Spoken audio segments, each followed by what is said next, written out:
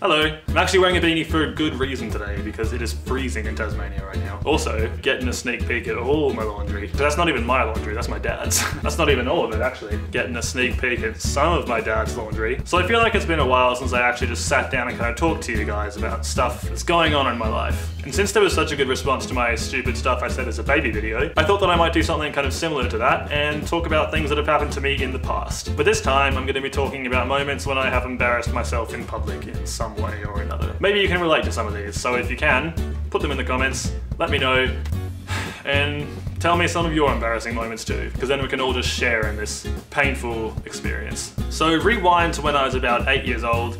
This might have happened to a lot of people actually. I was walking through the city with my mum and my dad, and you know, being 8 or 9 years old, I was very distracted by everything that was going on around me. So I kind of tuned out for a minute, kept walking, looking around, and then I sort of snapped back to reality a little bit, and I went to reach up to grab my mum's arm and get her attention, and I suddenly became aware that the person's arm I was holding was not my mum's. I looked up and it was actually this 18 or 19-year-old girl looking down at me like I was a piece of dog poo on her shoe. And just as that happened, this woman walked away from me, and I freaked out because I had no idea where my family was. I turned around and my parents were standing behind me, laughing so hard I could feel my face turning into a tomato.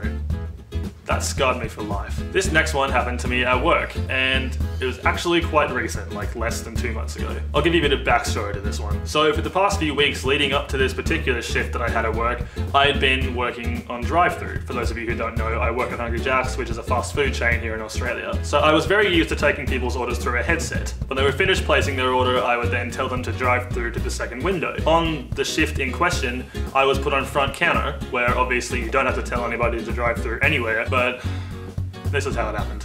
Hi, what can I get for you? Hey, can I just get a regular cheeseburger meal? Yep, no worries. Anything else? Nope, that's all. That's $5.45, just drive through.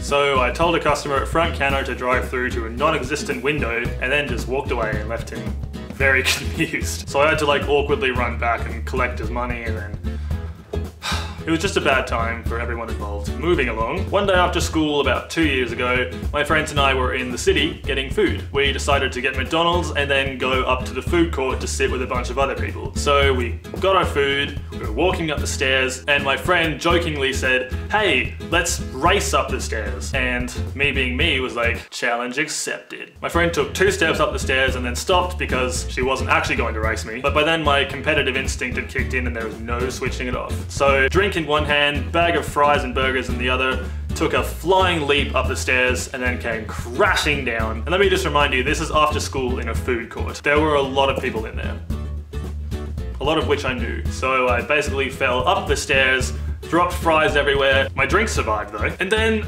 I kind of tried to overcompensate for an awkward situation by laughing way louder than was socially acceptable. And then I picked myself up, my beanie askew and my bag hanging off one shoulder, and kind of just scuttled over to the first friend I saw and acted like nothing had happened, even though it was pretty obvious the whole food court was trying not to laugh. Among these, I have run into multiple glass doors, tripped over my own feet in public on numerous occasions, and at more than one party, I have practically screamed the lyrics to Call Me Maybe by Garry Jepsen. Bet you feel a lot better about yourself, don't you? Thank you for watching this video. If you enjoyed it, please give it a thumbs up and leave a comment below. My name is ZachGarry, and if you enjoyed this video, please subscribe to my YouTube channel because I put up a new video every Tuesday. Also, and this is the last time you're going to be hearing about this, nominations for the YouTube Sugarscape contest close in about 3 days. One of the categories for nominations is Best NewTuber, which is any YouTuber who has joined YouTube this year. If you are feeling really awesome, please click the link, it's in the description below, and nominate me for Best NewTuber. I will love you forever. All of my social network links are below, and I will see you next Tuesday. Bye!